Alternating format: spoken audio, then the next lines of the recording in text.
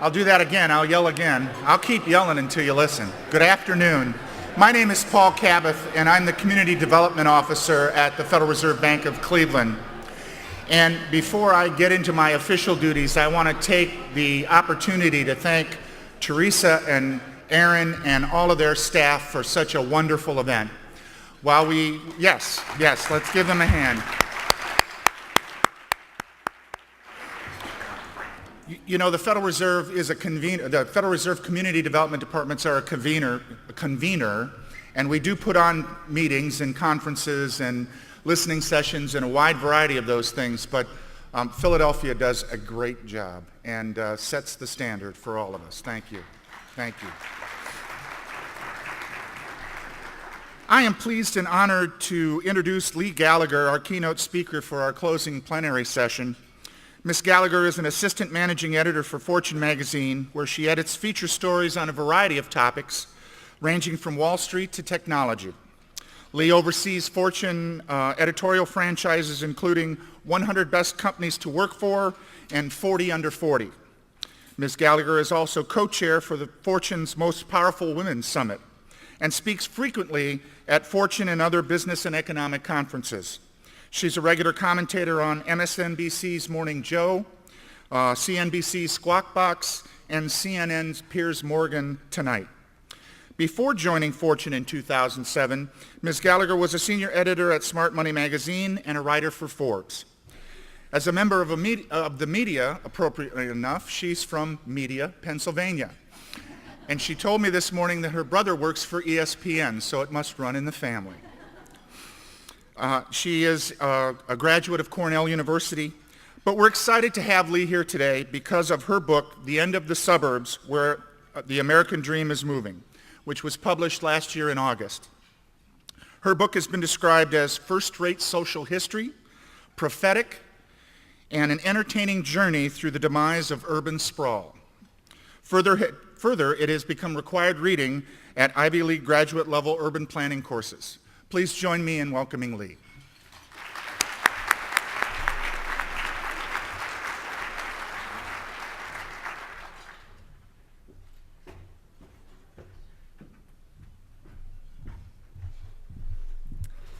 Well, thank you, Paul. And I want to thank Theresa Singleton and the Federal Reserve Bank of Philadelphia. It's really quite an honor to be here today for a couple reasons. First, because, as Paul said, I am a native, so it's really wonderful to be back in Philadelphia. I grew up in media, which really is funny that I ended up where I am. And I'm here all the time. I was here on Sunday for Mother's Day. My mom is here. I have a really close friend who got married in this hotel, so I just feel like I have a lot of roots here, and it's very special for me to be here talking to you today. Secondly, it's also an honor because of the topic we're talking about and that we're all drawn here for today. I work at Fortune magazine, and when we think about the Fed, we, of course, think about interest rates and monetary policy.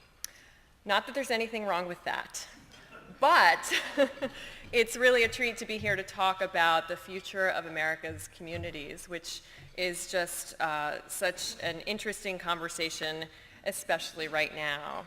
And especially to talk about the theme of this year's event, bridging opportunity and bridging growth and opportunity in the context of reinventing our older communities.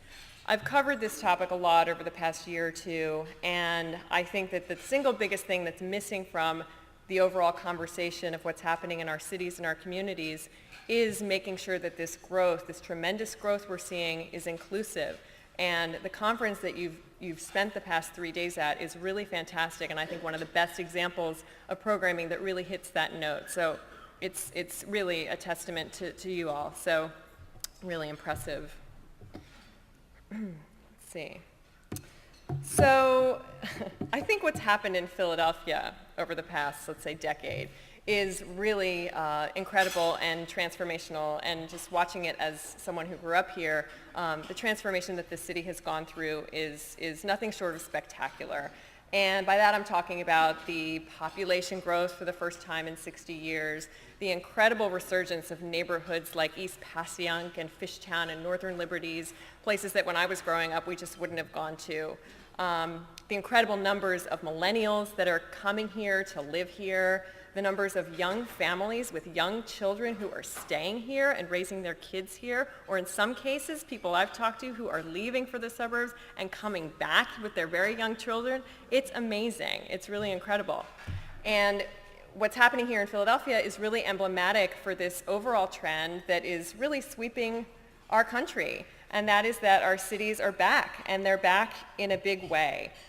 It's the resurgence of cities and the end of the suburban way of life as the sort of default, predominant thing to which everyone must aspire to.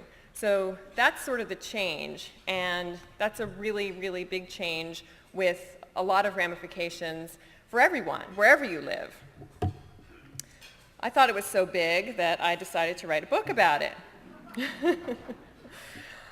And what I thought I would do today is kind of give an overview of this trend from a national perspective, explain a little bit about what I'm seeing in terms of why it's happening, the ways it's manifesting itself, and most importantly, the opportunities it presents, because I think nowhere are the opportunities greater than in our older communities, whether those are cities or suburbs. Let's see. Oops, clicker. So I like to, well, maybe we should, this is probably a good idea for a little show of hands. Can everybody raise your hand if you live in a suburb? I'd just like to know what I'm dealing with. Okay, now raise your hand if you live in a city. Oh boy, wow. Okay, that's kind of what I'm talking about. But I think it's important to know, and I always like to say this, I don't have anything against the suburbs. I am a proud product of suburbia. I had a wonderful childhood in media. Thank you, Mom. This is the house that I grew up in.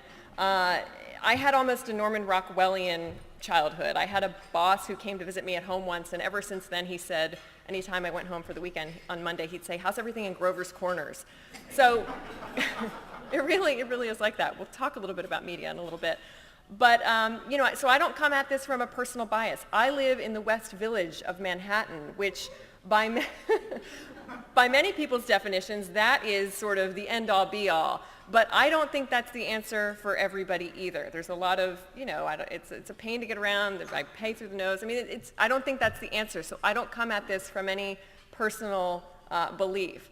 I come at this trend from the perspective of a journalist. And I'm really fascinated by big ideas when it comes to how and where people live and behave. And a couple years ago, I stumbled across a big one, which was that for the first time in more than 90 years, census data that had just come out, this is 2 or 3 years ago, had shown that the rate of population growth in our cities had grown faster than in our suburbs for the first time in more than 90 years. And I just thought, that's kind of big. And I wonder what else is there. So I started looking around, and every stone I turned over seemed to yield some other proof of this overall thesis, which is just that the American suburbs, that uniquely American way of life, symbolized, as we all know, by a house, a lawn, a picket fence, a car, a couple kids, no longer holds the central place in our culture the way it once did. And I just thought that was a big deal, and that was worth exploring.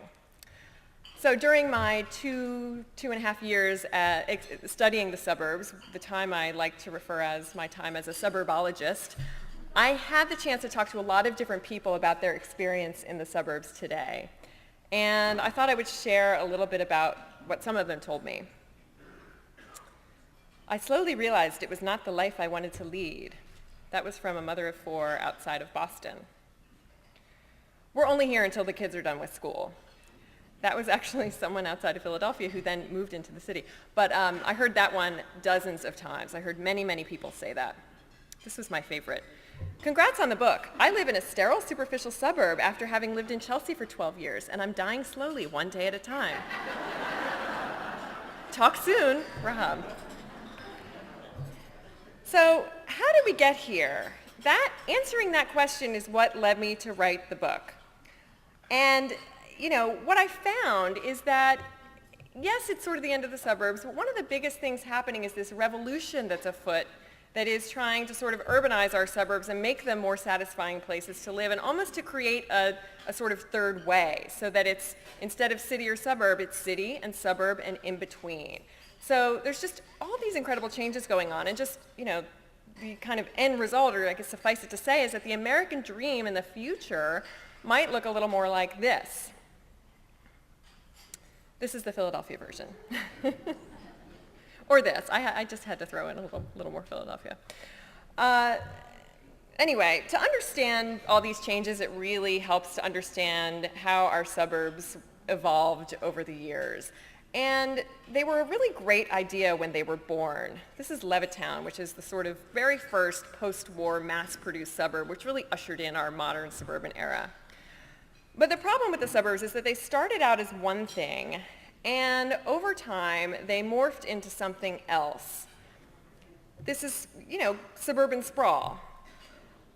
I like to look at a lot of this stuff through the lens of popular culture. And when you think about it that way, the suburbs evolution can be defined as kind of going from the ones we remember from the show, the Wonder Years, those sort of sepia-tone memories, kids playing outside and the whole deal. And over time, they became more like the suburbs in the show Weeds. the dark comedy on Showtime that was more about the kind of cookie-cutter suburban model, the subdivision plus strip mall model, where, as the show's theme song kind of cheerfully declares, everything all looks just the same. That was the model that we chose to supersize and commoditize and kind of cut and paste across our whole landscape. And then during the housing boom, of course, everything went on steroids. I love that image. To use another television term, the American suburbs, I like to say, basically jumped the shark. So this arrangement pattern has a number of unintended negative consequences, not the least of which is very long commutes, often in very heavy traffic. And nobody needs a lesson in why this is bad or not fun, but I think it's important to know that 3.5 million people in this country are still doing commutes of 90 minutes or more each way, each day. That's an awful lot of time. And it's gotten so bad that morning news broadcasts in many local markets have had to back up when they start their first news broadcast. So it used to be 6 a.m., then it was 5:30, and then it was 5 o'clock. And in some markets, the news starts every morning at 4:30 in the morning to reflect the ever-increasing early hours that Americans are getting on the road. I talked to a lot of people about their commutes for my book, and probably the worst story I heard came from the Inland Empire of California, which is the area just east of Los Angeles, Riverside and San Bernardino counties. It was where a lot of sprawl was really focused in the 80s and 90s and early 2000s, and actually even now. And I talked to a woman there who was a teacher who lived in Orange County. She taught in Orange County, and she lived 62 miles away in a town called Temecula. And to get to her classroom on time each day, she had to set her alarm for 3:50 in the morning and leave her house at 4 o'clock in her sweatpants. Only at that hour would she be able to be guaranteed that she would have no traffic and that the ride would only take an hour and 15 minutes. But the result was she would get to her classroom at 5:15 in the morning, and school didn't start until 7:30. So she would go back to sleep under her desk in her classroom for an hour and 15 minutes every morning. She said to me, I felt like George Costanza. So that's a problem. Another problem is that with this housing arrangement, it sometimes puts people very far away from one another. I talked to one woman who lived in a very affluent suburb of Chicago, and she had a big house, a circular driveway, 3-car garage, the whole deal. And she said that it really struck her one day that in 10 years of living there, she realized that she had never set foot in any of her neighbors' kitchens. And that just sort of struck her and wasn't what she thought she was getting when she moved to the suburbs. In another place in New Jersey, the houses are so far apart that it becomes particularly problematic on Halloween when it's time to trick or treat, and parents of young kids think that the houses are too far apart, it's not safe, it's just dangerous, the kids would get exhausted. From the kids' perspective, there's no way you would ever collect enough candy to be a self-respecting trick-or-treater at those density levels. So to solve this problem, the parents got together and they came up with a different idea. They said, let's all drive our cars to the local K-8, park in the parking lot, and trick-or-treat in tailgate formation, and trick-or-treat from car to car. And, they loved it. The parents loved it. It was social. They got to hang out with each other. They got to see each other. They decorated their cars with spider webs and everything. The kids loved it because, of course, can you imagine the kind of candy you would get at that arrangement? So, it worked for this community, but I really think it goes to show you how far we've come from organic communities when we're kind of building them out of cars. You can see a lot of this dissatisfaction, as you can with many things these days, on Twitter. So when I was writing my book, I would oftentimes procrastinate. I was known to do it. So I would go on and search the hashtag I hate the suburbs. And I would always get this mountain of colorful information, including this Twitter feed called Cul-de-sac. And this is a woman who lives outside of Charlotte, and she tweets under this handle. And her profile description is, I live in the suburbs. All my friends are stay-at-home moms who read People and watch Oprah. I tweet to keep from going insane. My company publishes People. It is a wonderful magazine, so let's just say that. But the funny thing is, when you search for I love the suburbs, you get nothing. I did this several times over the course of reporting my book, and there was nothing out there. I got one tweet once. So if this is the American dream and if this is what everyone's supposed to want, why is no one saying how much they like it? And in fact, the opposite. This is some homework for everybody. When you go home, try this.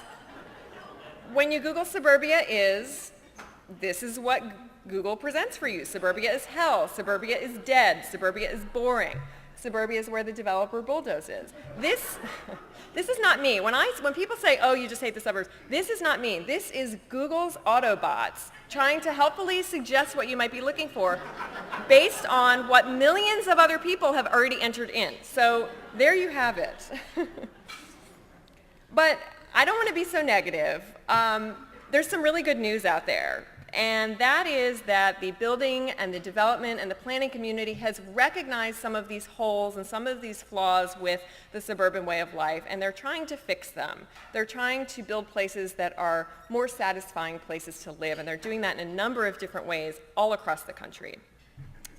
This is actually an image of a town called Kentlands, which is in Gaithersburg, Maryland, which is outside of Washington, D.C. by about 30 miles.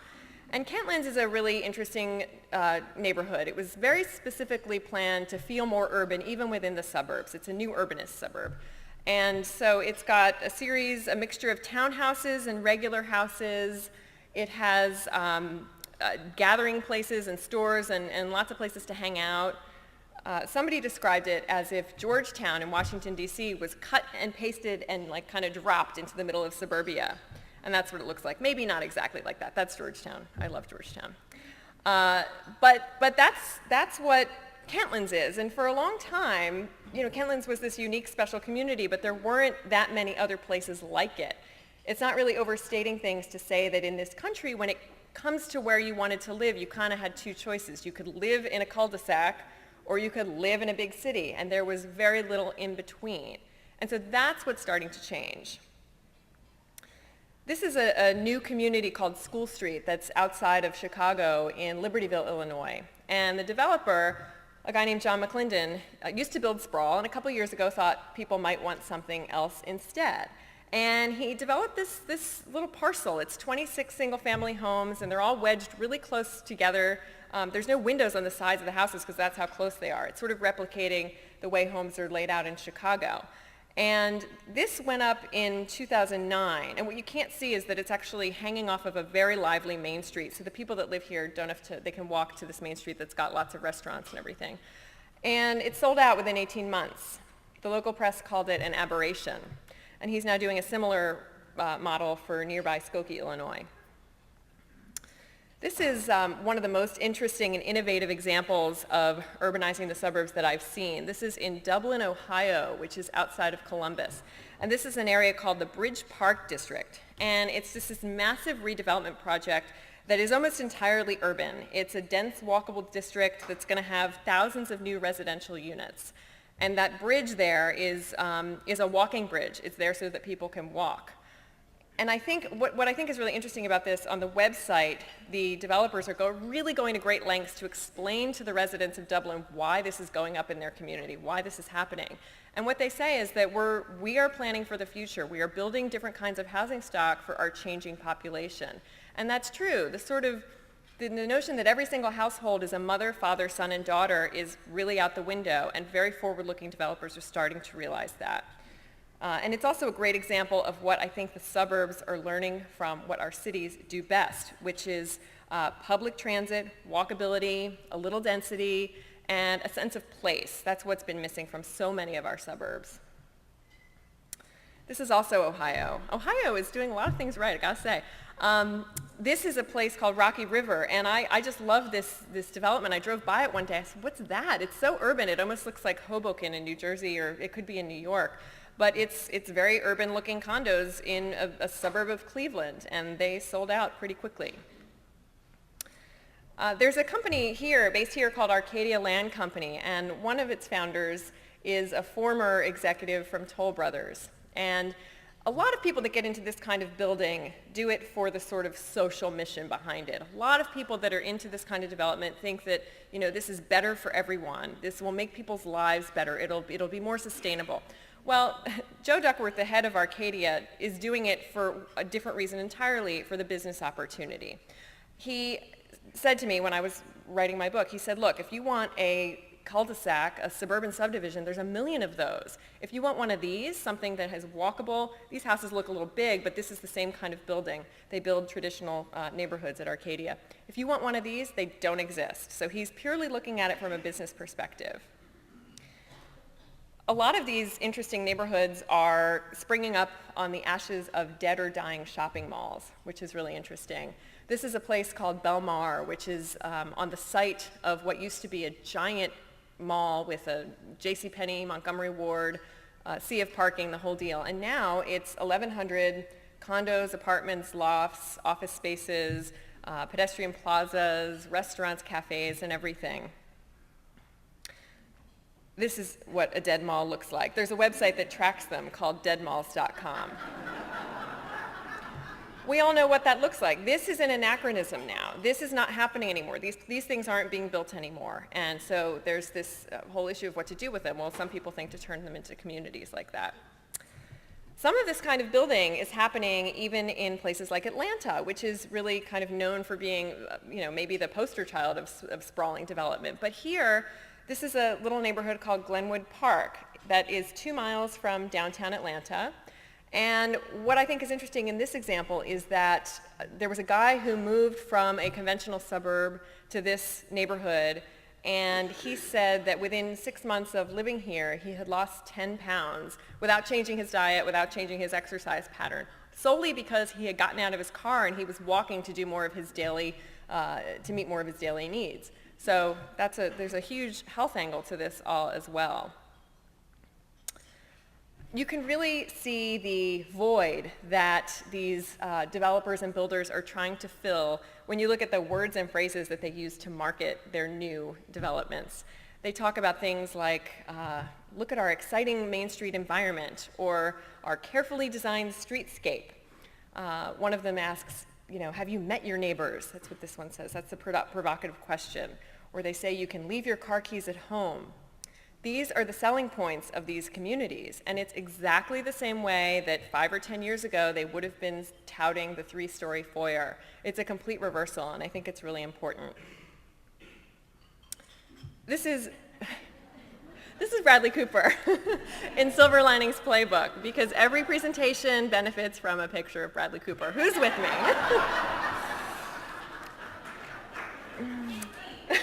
Thank you. But he's here for a reason, and that is because, I'm sure everybody saw the movie here. The movie was filmed in part in Drexel Hill, which is an inner ring suburb of Philadelphia. Happens to be where my father grew up. But it's also a wonderful example of what all of those new developers are trying to do with these urban communities is to recreate this. And this is what I mean when older communities have such a tremendous opportunity in front of them right now. So if you remember from the movie, this neighborhood, the houses were close together, they were charming, there were sidewalks, the streets were narrow, they could walk to where all the action was, they could walk to the movie theater where they got into the big fight, they could walk to the little diner where they had the date. Everything was right there. And that's the way we used to build communities. And that blueprint is exactly what all these new builders are trying to do. So, we did it well when we built our older communities, and that's why I think there's such a tremendous opportunity there. And a lot of people think that these kinds of neighborhoods are exactly what the millennials want. And so that there's really a huge opportunity to draw millennials into these sort of inner suburbs and the older suburbs that work on the older kind of DNA. You can't recreate those older bones. You can try, but when it's organic, it really feels different, and that's what this community is about. I was trying to think of a name for these suburbs when I was writing my book. Like, how can I coin this? You could call them vintage burbs or, urban burbs, I call them, Silver Linings Playbook burbs, I don't know. But then the New York Times came along, and I'm not against crediting my competitor, but they coined a great term for them. They called them hipsterbia, which I just think is fantastic. And this article really said that these communities in the New York area, which primarily are the river towns north in Westchester, village-oriented layout and really a great Main Street environment, these are going to be the places that millennials are really going to flock to. So I love that, hipsterbia. I grew up in a hipsterbia. So if anybody's familiar with Media, Pennsylvania, this is State Street in Media. And Media is really interesting because it has a lot of ingredients that you just don't see in suburbs today. It has a trolley, a working trolley. It has a big courthouse that draws thousands of people to the town each day. It has a lively, packed Main Street there's over 100 restaurants and bars on Media State Street. And the bars, they're lively and packed and stay open until 2 a.m., people tell me. There's a restored 1927 vaudeville theater. There's just a whole lot going on in Media. And this is actually Media on Wednesday nights in the summertime when they hold something called Dining Under the Stars. And every Wednesday night, the Main Street is closed to traffic, and all the restaurants put tables and chairs in the middle of the cobblestone street, and they serve out there all night long. And hundreds of people come from all around the area to come to this. On Media's website, they actually compare it to the Champs-Élysées in Paris. And you can see they're not so crazy to say that. It does have that feel. So this is not what conventional suburbs look like on Wednesday nights in the summertime, but this is what urban burbs can look like on weeknights in the summertime, and this is the future. This is what people want. The Philadelphia area is awash in urban burbs because of our history. The mainline suburbs were the original railroad suburbs, and that's really what everyone is trying to go after. So this is Westchester, which is another great urban burb. This is Chestnut Hill, which is maybe the original urban burb. I like to say in this area, you can tell the urban burbs by where Iron Hill Brewery opens up, if anybody's familiar with that. So that's sort of the suburb side of the equation. The other side of this whole phenomenon is that our cities are in the middle of a resurgence, the likes of which is really only seen once a century. What's happening in our cities is really pretty dramatic right now. This is New York, where I live, and in New York City, the growth has just been incredible, and you can see that in a number of ways. This is the High Line, which is a fabulous new park, but the real estate prices are through the roof. I like to say that 100 million is the new 10 million when it comes to what it takes to make it into a headline in the New York Times real estate section. And I'm not saying this is a good thing, but this is the truth. The neighborhood Tribeca, which used to be a kind of chic, sort of edgy neighborhood in Lower Manhattan, has so many young families and strollers that it's now called Triburbia. And at the same time, crime is reaching these sort of perplexing lows. The levels of crime just a few months ago reached levels not seen since the 1950s in New York, prompting the New York Post to open its story about this with the lead line, "Welcome to Mayberry, NYC."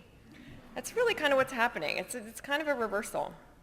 This is, of course, happening very robustly here in Philadelphia. This is Rittenhouse Square. I mean, Philadelphia has record numbers of young families, as I mentioned before, and neighborhoods like East Passyunk, which is now where the hottest new restaurants are opening, and so much is happening here.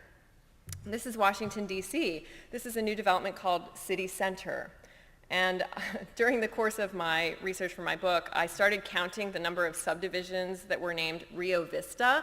There were a lot of them, and I think that City Center is going to be the new Rio Vista. So mark my words. 14th and U Street in Washington, D.C. is another great example of an area that 10 or 20 years ago, there was nothing, and now it's the hottest place in the city. There's many city examples that you could just pick any city. This is Louisville, Kentucky. We actually named it as one of the next Brooklyns in Fortune not too long ago. This is Cleveland. Cleveland, Ohio is really interesting to me. There's a real downtown resurgence there, and it has not one, not two, but 3 different little districts that are kind of the Brooklyn of Cleveland. This is one of them, Gordon Square. It's happening in cities you don't even think about. I mean, not that anyone doesn't think about it, but Providence is a smaller city, but sure enough, there's a resplendent waterfront and a lot of reurbanization happening there. This is Allentown, not far from here, in what used to be an abandoned steel city where sidewalks were rolled up by 5 p.m. A developer there, J.B. Riley, is now turning it into a 24/7 live, work, play environment. So being an editor at Fortune magazine, I really like to watch the moves of big business to see what's really happening. And sure enough, when it comes to the big suburban corporate icons, specifically in retail, every retailer is developing a smaller format store so that it can kind of squeeze itself into city real estate. They all want to be there. So Target's new format for cities is called City. But Walgreens, Walmart, Best Buy, PetSmart, they all have urban versions, and they're all going into cities in a big way. We have Whole Foods in Harlem now in New York. Another critical kind of trend that is sort of related is what's happening with corporate headquarters. And just the same way that the malls, the big kind of shopping mall is looking like an anachronism, so too is the giant suburban office park, these sort of beautifully landscaped but isolated fortresses. Many, many companies are giving up this real estate and moving into new headquarters in downtown locations. This is just starting to happen, but it's a big trend, it's an important trend. In Chicago, it's happening a lot. You see companies like United Airlines, Hillshire Farms, which used to be Sara Lee, Archer Daniels Midland. These are big, big companies that are making this shift. In Philadelphia, it's happening here. The venture capital firm First Round Capital moved from Conshohocken into Center City. Hill International, which is a big engineering services firm, has said it's going to leave its Marlton, New Jersey location and move into Center City. And I really think this has just begun. This is the new headquarters of Panasonic, which moved from a big office park in Secaucus, New Jersey, to downtown Newark. And I actually went to the opening, and I was talking to the CEO of Panasonic US, and I was saying, you're really at the forefront of this big new trend of moving into big cities. And he looked at me, he said, yeah, but it's easy to do it in Manhattan. It's easy to move to Chicago. Go find me anybody else who's moving to Newark. So that's, I think, something to really keep watching. One of the most interesting suburban to urban migrations that's happening that I think has been the activity of Toll Brothers. And everybody here probably knows Toll Brothers. It's a local company, but it is the big suburban home builder that really rose to fame on the wings of the luxury suburban mega home. But this is one of Toll Brothers' newest properties. This is a building called 205 Water Street, and it's in the sort of industrial chic neighborhood of Dumbo, which is a part of Brooklyn. This building went up a couple years ago, and it's very hip and very edgy. It has reclaimed wood from Coney Island in the lobby, and it has a Zen garden on the roof, and all the buildings are lofts, and has this big Corten steel sculpture cantilevering over the top of the building. So it's not what you think of when you think of Toll Brothers, but it's sold out. This is another Toll Brothers project in New York City. This one is a 40-story skyscraper that's going to alter the lower Manhattan skyline when it's done. It's being developed in partnership with Sam Zell, and it has a name now. It's called Sky Couture. And the condos here are going to go from $1 million to $10 million. But that's not even the most expensive thing that Toll has on the market in New York City. This is a building called the Terrain, which is on the Upper East Side, 65th and Lexington. And this entire building is sold out except for one remaining unit, and that's the penthouse condo, and it's on the market for $20 million. This is another one. I couldn't resist throwing this one in because this is also Toll Brothers in Brooklyn, and this, I think, was the first condo building I had heard of in New York City that's offering pet washing stations. So, talking about jumping the shark, I don't know. But I think Toll Brothers, Toll Brothers moves are very important to watch here. I was speaking with the CEO of Toll Brothers, Doug Yearley, and he told me, I never thought we would be doing this stuff. I never thought we would be building on 28th and Park. I never thought we would have a condo for sale for $20 million on 65th and Lexington. But it's all part of the company's changing portfolio. And Toll Brothers City Living Division, as it's called, is one of the best performing divisions at the company. It's also started something called Toll Brothers Apartment Living and now has some 5,000 apartments. So, this really reflects where we're going. Toll Brothers, didn't think it was ever going to do this, and now it is. And I think what's really interesting is when you look at the numbers, Toll Brothers, about 70 to 80% of what it used to sell was those big suburban homes. And that mix is really changing. So that mix is now down to about 50%, the big suburban homes, and the rest is being made up of big city skyscrapers or urban burb building. It's got buildings in Bethesda, Maryland, and other kinds of apartment buildings, and lots of other things that we probably haven't seen yet. So I think that's really interesting to watch. The other side of this, everything I've laid out is basically examples of the wealth moving from the suburbs into the cities. And the other side of that discussion is something that's really, really important to note, and that is the rise of poverty in the suburbs, which is one of the most striking demographic trends of the last decade. And I think that you were all lucky enough to have Elizabeth Kneebone here a few days ago from the Brookings Institution to talk about these trends. Brookings has done fantastic work on this topic. Poverty is up 53% in the suburbs since 2000, and the suburbs make up the largest and fastest growing population of the poor in this country. As Bloomberg here said, it was one of the scariest business stories of 2011. And I think it's starting to get attention, but not enough, and it needs more. This trend, like all the others, is only likely to accelerate. But to me, just getting back to the Toll Brothers example and the others, I really think it's the Toll Brothers movement that is very emblematic of this whole phenomenon in general that I've documented here. The legendary urbanist Jane Jacobs once said a long time ago that the suburbs would one day go out of fashion. And it's kind of funny to think about suburbs or a community like that, like a piece of fashion, like Uggs or shoulder pads or something. But it's not overstating things to say that that's what's happened, and we've reached peak burb.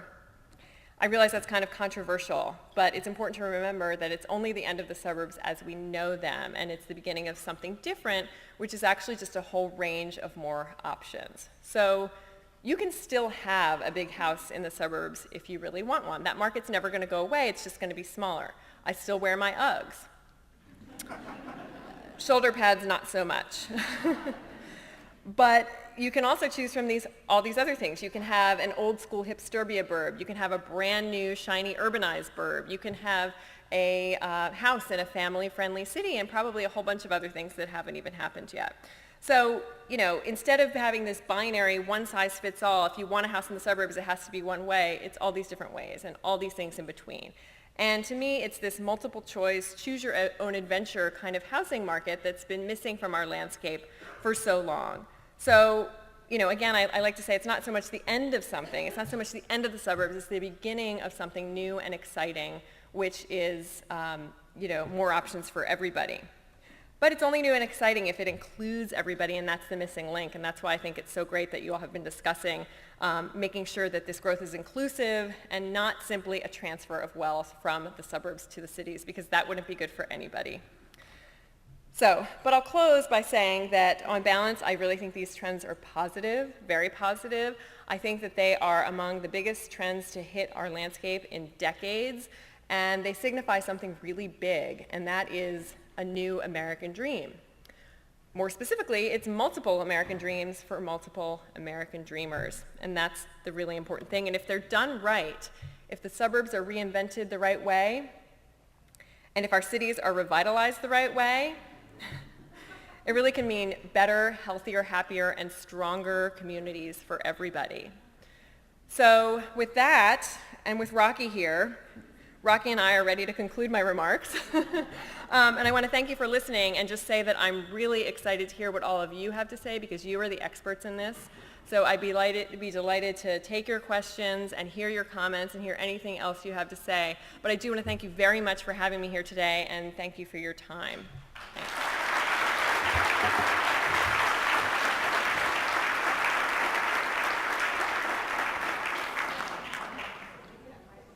Okay, so we have microphones here. So if anybody has questions, thoughts, comments, I'd love to entertain them. And if anyone takes issue with anything I said, by all means.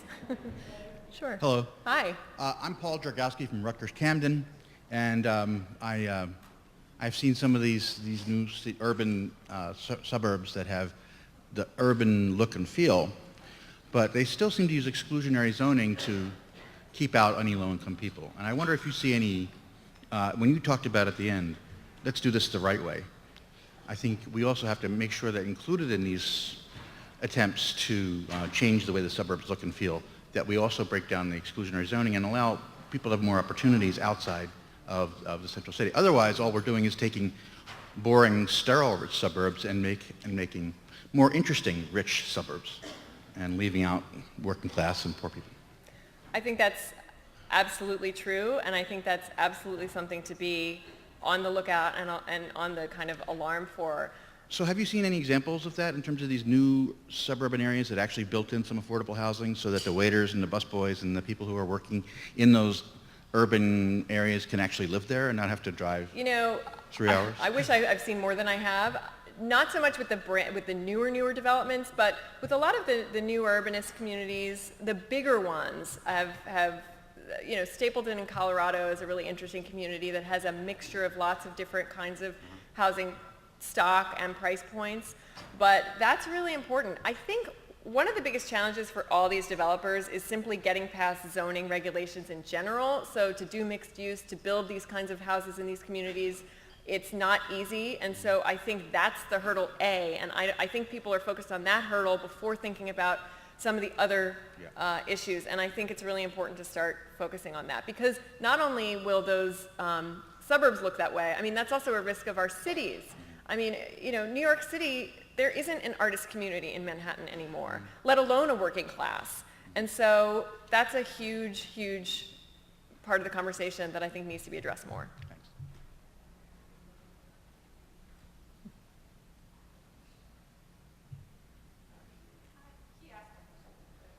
Good, I'm going to have to put my mom on the spot if no one else. I'm just kidding. I'm wondering, I'm glad that you talked about the inclusion piece at the end. I think that was a question for all of us. That was certainly my question. Examples for ways that this sort of, it's not just movement of wealth, but building these new burbs with inclusive models. And so I was glad that question got asked. But I guess my other question when you were talking was, you said that when you Googled, I hate the suburbs, you got a lot of stuff, and when you Googled, I love the suburbs, you got nothing. And I'm wondering if that's like almost because saying that you love the suburbs would be like bragging about being skinny or telling everybody about how great of a marriage and like your family and everything is, because you're kind of bragging about privilege. So, I mean, when you came across this stuff, is it just because you were talking a lot about wealth and privilege and these pockets of wealth and privilege, and people don't want to say how great they are because it's kind of embarrassing or at least not culturally appropriate or acceptable? Well, that's definitely an interesting way to look at it. I think that first, it's always more fun to kind of hate, so especially on Twitter. So I wasn't really that surprised that people, and it's kind of trendy to pile on the suburbs right now. I mean, it's sort of like, yeah, it's become a popular thing to do. But, you know, the suburbs are no longer just the place for wealth and privilege the way they were. They started out that way, and that's why everyone left in the 70s, because it was wealthy, safe, peaceful enclaves. And as the suburbs grew, they kind of grew to reflect more of America in general. And so someone at Brookings told me, this was a great quote that I have in my book, if it's part of America, it's part of the suburbs. So there's now suburbs for every wealth level, you know, ethnicity, income level, everything. There's suburbs that come in just so many different shapes and flavors and sizes now that they're no longer just one thing. So, you know, I don't think that's so much of it. I mean, the one thing I did find from someone in the suburbs was like, I love to leave my window open at night in the suburbs and have the air run, you know, breeze blowing through. And that's nice, you know? I thought, God, I would kind of like that. But I see your point, but I think there's a little more than that. Good afternoon. Olivia Ceccarelli with the Maryland Department of Housing and Community Development. I wanted to know if you had come across any differences between consumer and also investor developer interest in building new construction, you know, hipsterbia, versus rehabbing our inner ring suburbs. Rehabbing existing suburbs? Yes, exactly. Because I would see in my experience there's kind of a difference between the type of folks who live in other places, and you know, it could also speak to affordability if we are able to successfully rehab inner ring suburbs versus, you know, build new in green space, which may or may not have existing transit lines. Well, the focus from the builders and developers seems to be on the new, but builders and developers are obsessed with new. New is everything. You know, if it's not new, it can't exist. And so that's where their activities have been focused. But I think with the older communities, it's going to happen in a more organic way, where, you know, an enterprising restaurateur might come into you know, Drexel Hill or somewhere and start kind of colonizing it. Those houses don't need to be changed. Those you know, the street layout doesn't need to be changed in the older communities. So I think, but builders aren't going to go there because there's nothing to do. So I think they're different, and the types of people that would live in one versus the other are very different also. Yeah. Hi, Leigh. Paul Hi. Cabot, Hi, Paul. Cleveland Fed. I wonder if you could touch upon the developers and how they, what kind of market intelligence or intelligence they got to move into this space of the developments that you showed. Because it seems, you know, whether they're looking at census numbers or whatever, it seems counterintuitive given the long history of suburbs and the profits that they made, that they would be able to adjust so quickly. Yeah, and I guess to be clear, they're not like stopping on a dime and turning and going back. I mean, people come up to me and say, but wait, there's a house being built in my suburb, you're wrong. And that's not true. It's not, you know, it's not that everything comes to a halt. It's just that this is the beginning of a trend that's going to accelerate, and, you know, that percent of that building is going to be a smaller part of the whole for those builders. But, you know, the other thing about the data is funny because, you know, technically, when you look at the census data, there's many ways to slice it, and there's almost any argument you want to make, you can make with some of the data, which is very murky, and the way the census defines cities and suburbs is not totally, doesn't make the most sense either. But I think the data that the developers look at is a lot of preference studies, especially with millennials, where they want to live. The mayor of Indiana has said to someone that he's putting in all these bike lanes, and somebody said, why are you doing this? And he said, I am not designing the city for you. I am designing it for the people that are coming after you, and this is what they want. So that's a lot of the focus is on millennials. And many people think, okay, but millennials, once they start having kids, they're also going to move to the suburbs. But there's a lot of data that does suggest that they don't want a car-oriented life. So, you know, we'll see what happens. Jerry Boyle with the Chicago Fed. I'm wondering, in the discussions that you've had with people, especially those who are dissatisfied with their living arrangements in the suburbs, because some of the issues that urban neighborhoods have addressed for so long are now encroaching on suburbs that in many ways were built on exclusion. Are any of the people who are dissatisfied with that beginning to actively work towards greater inclusion and providing more opportunities? That's the theme of the conference. Is, you know, a lot of what you're talking about what's happening in the suburbs is about what's being built new. but some of these suburbs have been around for a long time. They have a heritage of their own. And I'm wondering if you've come across any interesting stories where some in the suburbs have said maybe our way forward is to find ways to be more inclusive. You know, I haven't seen any specific examples of that yet. I'm sure they're out there, but they're not there in the way that they need to be.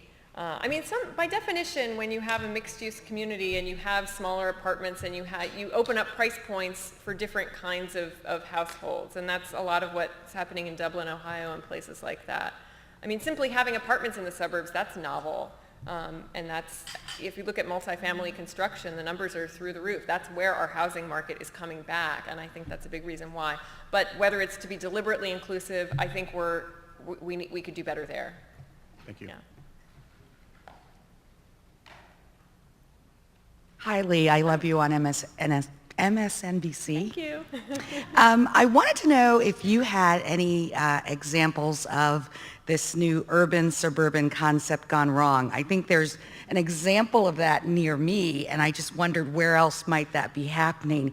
I live in Washington, D.C. There was a very large new development built on the waterfront in Oxon Hill, Maryland, called National Harbor. As a matter of fact, some of my family members even invested in apartments there in 2007 during the planning. Well, the crash hit, and a lot of people could no longer afford to go through with those contracts, so folks lost a lot of money.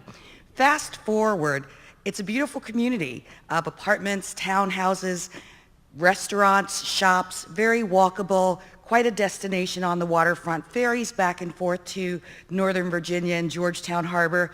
But then there was a Gaylord Hotel, big convention hotel. Then they built an outlet center. Now they're building a casino.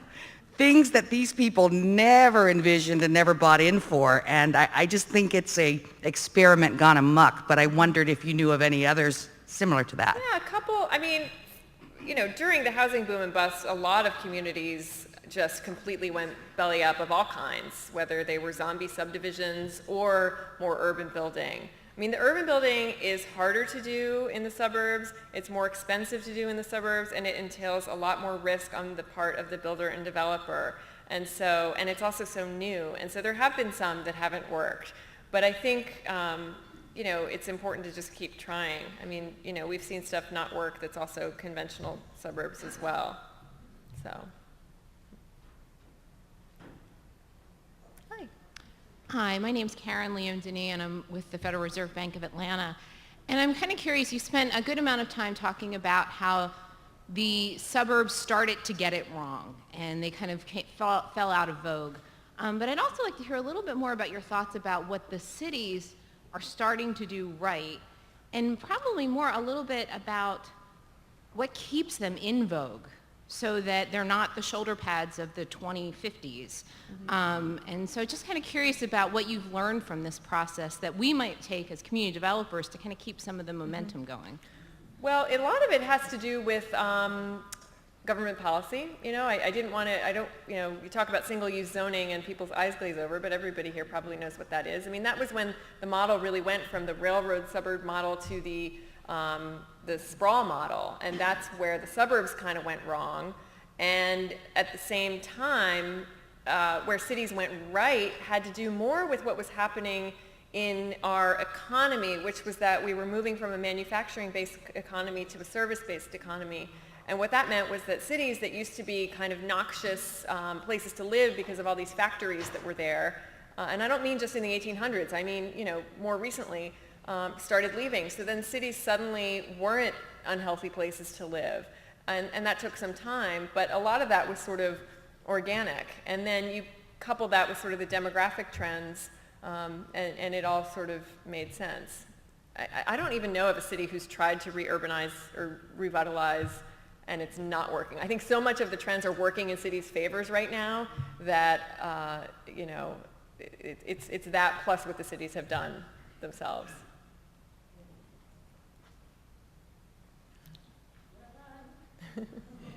Hi, Leigh. My name is Marquita Morris-Louis. I'm from an organization called Clarify. I wonder if you've looked at kind of American desuburbanization and compare it to international cities like Paris, where there's more affluence in the city and or more poverty in the suburbs. Have you seen, you know, a comparison of the way cities are evolving here in the U.S. as compared to other cities internationally? Great question. You know, the European model is really the opposite of what our model has always been. And so that is that the wealthy are in the cities, and the suburbs in Paris is always a great example for this. The suburbs are where a lot of the working class live, which is the opposite of how we've been. And so many people do say, oh, we're moving towards that model more now. You know, I don't know if that's true. We still are going to have wealth in the suburbs here, but there's no doubt that I think a lot of planners and a lot of city officials and maybe people in this room have looked towards big European cities as a model. I think there's no way not to. Yes? So I'm sitting here and I'm playing amateur anthropologist, and I'm trying to think about the factors or experiences that people may have had who grew up in the suburbs that would predispose them to now find cities interesting. So junior year abroad, the fact they listen to hip hop, you know, are there anthropological factors That's such a great question. that would be shaping a mindset for somebody from the suburbs to either want to live in a city or to live in a wannabe city? You know, that's junior year abroad. That's really fascinating. I never thought about it that way. That's what's so interesting about anthropology. Yes, I think the answer is yes. The internet has brought, you know, lots of things into our homes that, and a view of lots of, you know, you take the internet plus, you know, in the 90s and 2000s, all the sitcoms were suddenly not suburban sitcoms, but urban sitcoms, Friends and, you know, everything. And that did a lot for a lot of people. And then, you know, Us Weekly goes everywhere. I'm constantly fascinated by the way people everywhere in this country now wear what the celebrities are wearing because they get Us Weekly in their mailbox and or online. And so I do think that that plays a role. And then, of course, I mean, you know, one big thing with the young kids these days is the gadgets, and they just want to be on their smartphones all the time. And that's why they don't want to be in cars, because you can't be on your smartphone when you're driving. So that's another thing that makes them really want to be in cities or even urban burbs where they can be close to their friends and don't have to be in a car for hours at a time. I think we have one more question. Yeah. Hi, Brian Agnes from the University of Pennsylvania. I just, one of the biggest critiques of some of the density that's been built in suburban areas recently is that it is, like you mentioned, it is disconnected from a lot of supportive services and public transportation, as well as combined with the growing poverty in the suburbs. Do you think that those two kind of interacting factors will eventually affect suburban adoption of these urban styles of development as kind of suburbs start to have some more urban problems? Do you think that'll have serious pushback on this type of development? Oh gosh, I wonder. I mean, I think the urban problems that the suburbs are seeing are going to happen in the conventional subdivisions. I don't think they're going to happen in the new urban burbs. We're seeing some of that already. A lot of people from New York City who are priced out of New York City are moving to the Poconos, where there's really cheap single-family houses in very large communities. And those big master plan communities are now seeing drugs and crime and all the problems that were in the inner city that everyone was so fearful of are now going to different places. So I don't think that will have an impact on the urbanizing of the suburbs. I think that's sort of two different tracks and happening in two different places, but good question. Well, thanks everybody for wonderful questions and for having me.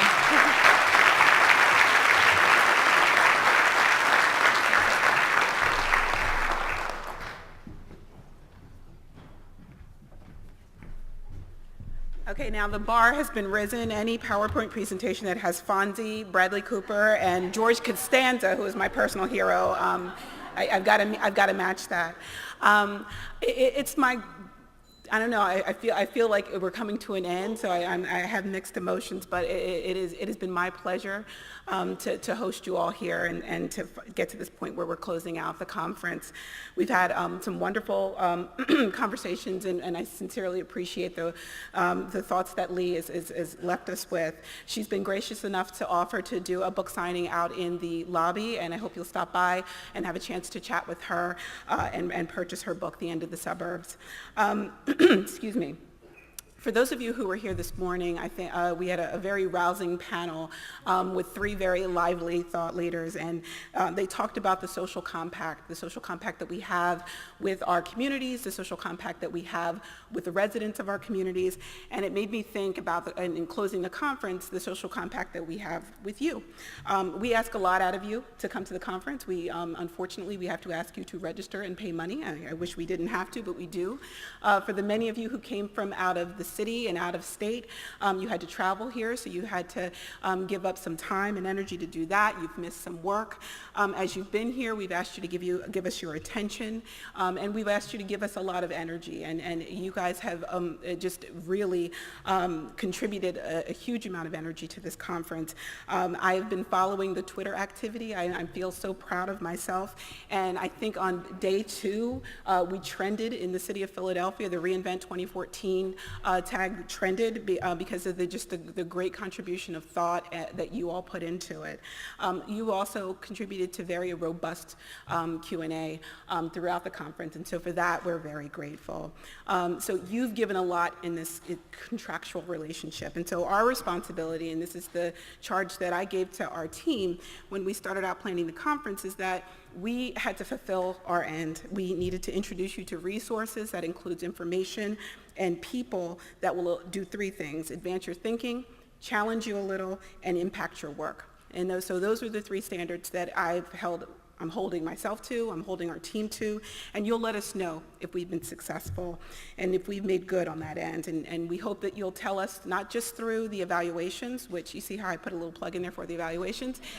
We hope you'll fill out the evaluations and tell us through that, but we know you'll also tell us with your future participation, whether you come back to another Reinventing, whether you participate with us in other events, and how you reach out and connect with us and our resources, not just here at the Philadelphia Bank, but across the system with the number of banks that are represented here at this conference. I wanted to say a couple of things before we close out with a few thanks. After the 2012 conference, we made a commitment at that point. We said, we're not just going to have a 3-day event and be done with it. There was a lot of good energy, there was a lot of good dialogue, and we focused on smaller cities at that conference. And so we took that energy, that information, and we continued to do things around smaller, older industrial cities. We did visits, outreach events, we held several meetings focused on anchor institutions in smaller communities. We conducted some research. Keith Warger produced a paper that is available here today on municipal fiscal crisis in these smaller industrial cities. And so we have a commitment, not just having a conversation with you all while we have you here in a hotel ballroom, but continuing that conversation through our programming. Well, this year we started, I think, a very important and obviously a conversation that resonated with a huge number of people, one around equity, around social mobility, and around economic inclusion. And it is our intent to continue that conversation in a way that meets the needs and speaks to the issues that impact the 3rd District, our district, and to connect with others across the country that are doing similar work. We think this is too important to let go when we walk out of the ballroom and out of the hotel today. And so we're really happy to announce that we'll be working with our colleagues at the Federal Reserve Bank of Cleveland and our conference co-sponsors, the Fund for Our Economic Future in Northeast Ohio, to think about how these issues of growth and opportunity connect so that we can have greater opportunity for all. And so we'll be reaching out, at least here in the Philadelphia area, reaching out to our local partners to talk to you about how we can continue this dialogue, how we can bring some of these strategies and solutions that we've been discussing over the past few days, how we can continue the dialogue around these issues to make a real impact on these issues. So please, we'll be out there, we'll be connecting with you. If we don't get to you, get to us if these are conversations that you want to have in Reading, in Lancaster, and across the 3rd District in New Jersey and Delaware. So I am going to end there with a few thanks, and my thanks always first go to you. I started off by telling you about the social contract in which you contributed, and so I have to thank you. But as they say, what is it? Many hands make light work. And I have taken a lot of accolades for the conference, and I deserve probably none of them. We had a tremendous team. We are a very small community development staff, and so there are just a number of people in the room, and I'm not going to list names, but the community development and economic education team have been in here in full force. Most, if not all of you, have gone to the registration desk and interacted with staff. They've been in your sessions. They've been in the hallway supporting you. And I would just like to ask you to help me thank them for their hard work.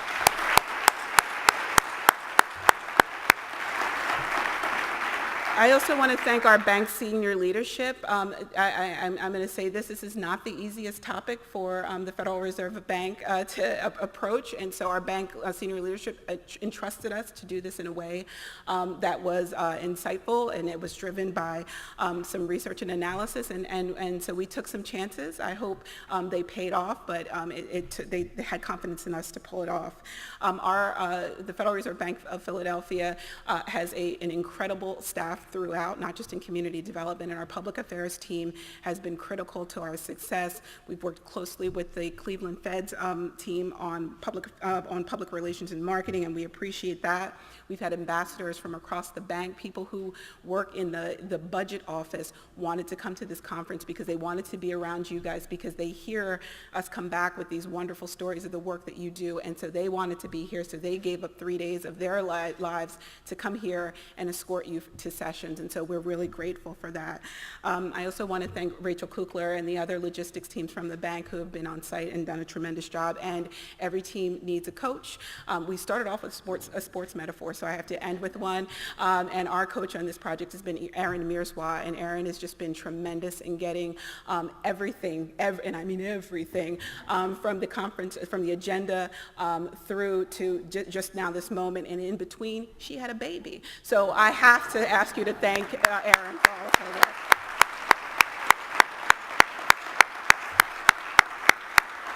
And with that, I am going to close us out and tell you once again, thank you so much for your participation in the conference, and I hope to see you again. Take care.